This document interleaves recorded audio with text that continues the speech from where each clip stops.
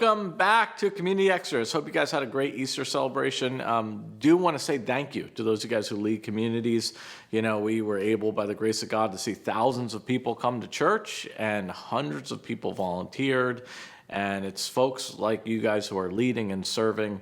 You can't see thousands of people if you don't have hundreds of people who are faithful and working. And so thank you for your service. It matters so much.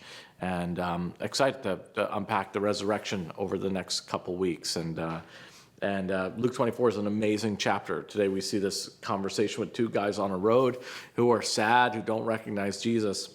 And really kind of the point we talked about is it's amazing. You know, they know all about Jesus. They saw his teaching, they knew the prophecy. They knew what the prophet said. They heard the account of the resurrection from the women. They heard some of the disciples saw him, and yet they're still sad. It's amazing to me. Jesus keeps telling everyone, I'm going to die and rise, and no one's there when he rises. Like, shouldn't they have been there waiting? And it's really interesting what happens in our lives when we kind of understand the promises of God, but don't truly walk in them. And it's interesting that Jesus really gently but lovingly rebukes these guys. He doesn't call them hard-hearted, but he calls them slow of heart. And he doesn't call them rebellious, but he does call them foolish, in that they know all this stuff about Jesus, but it's making no difference in their life, really. I mean, obviously, they're somewhat walking with him. But this should be a day of joy and anticipation, and instead, it's a day of sadness. And it just got me wondering this week how many times we walk around in sadness, discouragement, anxiety, because we've become blind a bit to God's promises, to God's character. And so often in the scriptures, not that the events or the circumstances change, but what tends to reorient people is when God opens their eyes to his promises or his presence, and it kind of fills them with joy or peace or mission, the adventure of the Great Commission.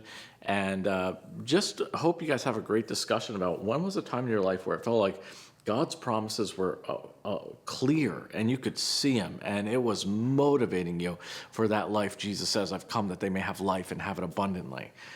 That comes from knowing the promises and truth and trusting God's character in it.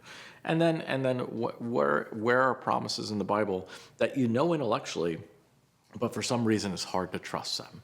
And as a result, instead of that courage and peace and joy, your life in that area is marked a little more by anxiety or fear or even sadness and despair. One of the things that's been fun about the first initiative is to hear people who would say, hey, this area of financial generosity was an area of anxiety for me, but I've learned increasingly to trust God's promise and walk in that. And the joy of that, and to see some of the anxiety and just trust in God grow. And so just hope you guys have a real interesting discussion. One was a season where the promises of God were alive and you were excited and there was joy no matter what was in front of you.